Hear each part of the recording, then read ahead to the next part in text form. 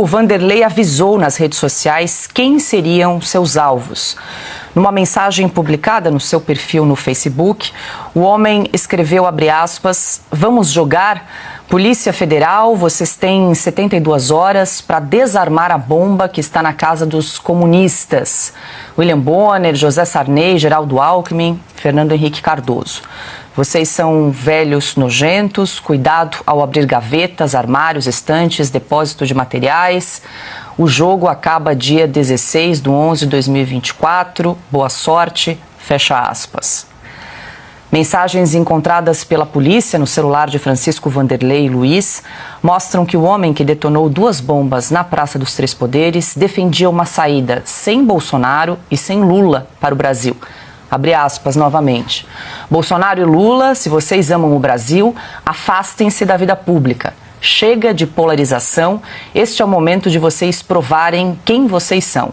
O povo é um só povo." Fecha aspas. E a governadora em exercício do Distrito Federal, Celina Leão, afirmou que o suicida do STF falava que queria matar o ex-presidente Jair Bolsonaro. A declaração foi dada hoje ao Correio Brasilense. A fala do Valdemar hoje foi até uma fala muito centrada. Ele foi filiado ao PL em 2020, antes do presidente Bolsonaro se filiar.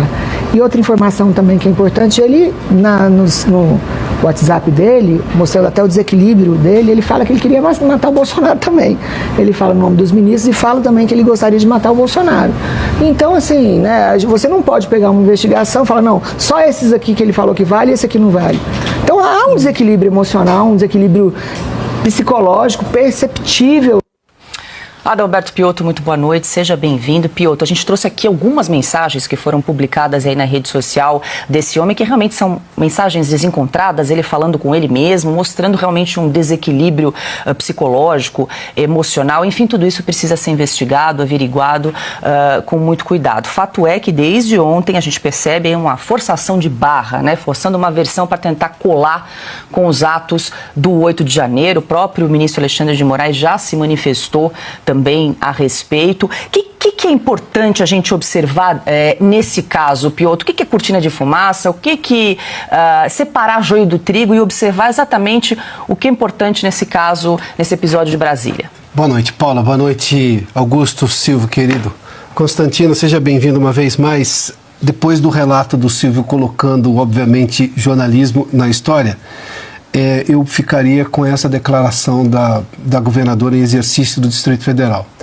Foi a Polícia do Distrito Federal que foi chamada naquele momento. Ou seja, nós estamos falando de um órgão de Estado ali, que foi lá e fez uma investigação, e ela traz essa informação acerca também da intenção, pelo menos propalada nas mensagens ali do telefone desse suicida, de também querer matar ou atentar contra a vida do presidente Bolsonaro.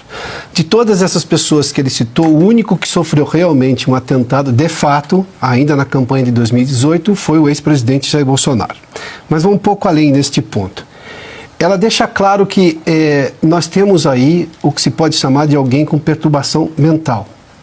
Para dar cabo na própria vida depois do que fez, convenhamos que é alguém que precisa, neste momento, um olhar até de solidariedade. Estou falando de humanismo. Mas é claro que também é alguém com potencial de causar mal a alguém. Ninguém sai com rojão, fogo de artifício, sei lá, qualquer outra coisa, para simplesmente apontar para alguma coisa com a intenção de só chamar atenção. Óbvio que poderia ter um outro desfecho. Agora, não dá para ficar nessas narrativas criadas de querer fazer uma ligação disso com atentado violento ao Estado Democrático de Direito ou uma tentativa de golpe de Estado, nem com a questão do terrorismo. Vamos lá. A pedido da esquerda, na verdade, por uma pressão da esquerda, a lei do terrorismo aprovada no Brasil, no artigo 2º, me permita aqui só ler um trecho. Abre aspas, o terrorismo consiste na prática por um ou mais indivíduos dos atos previstos neste artigo. Razões de xenofobia, discriminação, preconceito de raça, cor, etnia e religião, quando cometidos com a finalidade de provocar terror social generalizado, expondo a perigo pessoa, patrimônio, a paz pública ou a incolumidade pública. Ou seja, questões ideológicas foram retiradas a pedido, inclusive, do PT, porque tinha medo que o MST fosse considerada, naquele momento, o MST uma organização terrorista. Esta é a lei. esta é a lei que o Supremo Tribunal Federal deve guardar. Então, neste momento, seria, para usar uma expressão muito cara aos ministros do Supremo, seria casuísmo, embora a lei devesse ampliar, obviamente, qual é a classificação do terrorismo, porque esse é o entendimento do mundo inteiro, mas no Brasil, para essa proteção da esquerda, foi incluído esse ponto. Fato é que todos os réus do 8 de janeiro são acusados de tudo, porque ali vale qualquer coisa. Aí vem o ministro Alexandre de Moraes, que diz o seguinte: eu lamento a mediocridade de várias pessoas que continuam querendo banalizar um gravíssimo ato terrorista. Não, porque não é um ato terrorista segundo a lei brasileira. E se eu estou esperando que, se por acaso o Supremo se manifestar sobre o assunto, ele se atenha à lei. E depois sim o Congresso pode modificar o texto. Porque senão, aí é o Supremo quem legisla e está tudo errado. Uma outra coisa só para concluir, eu não vi essa comoção dos ministros do Supremo diante do que aconteceu aqui, num ato sim, aí de uma organização que pode ser chamada de terrorista, como do PCC. Houve até sorrisos naquela sessão do Supremo, depois de tudo que aconteceu, com a gravidade que foi o PCC aqui no aeroporto de Guarulhos, perto na região metropolitana de São Paulo. Paula.